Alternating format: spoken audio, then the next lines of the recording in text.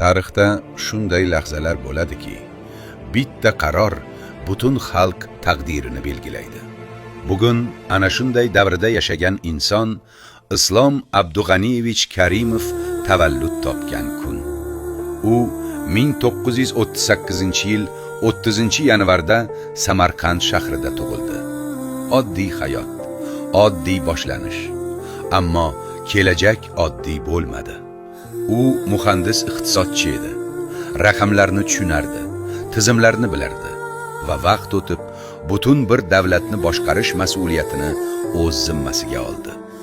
1991-yil Sovet ittifoqi quladi. Dunyo xaritasi o'zgarayotgan edi. O'sha paytda O'zbekiston yangi tarix yoqasida turardi. Pul yo'q edi, armiya yo'q edi. Davlat tizimlari endigina shakllanayotgan edi.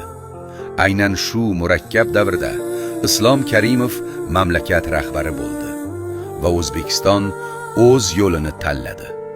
Bosqichma-bosqich rivojlanish, barqarorlik va mustaqillik asosiy ustuvorlikka aylandi. Milliy valyuta joriy etildi, konstitutsiya qabul qilindi, mustaqil qurolli kuchlar yaratildi. Islom Karimov 25 yil davomida O'zbekistonni boshqardi. Bu davrda zamonaviy davlat poydevori shakllandi. Islom Karimov O'zbekiston tarixida chuqur iz qoldirgan shaxs.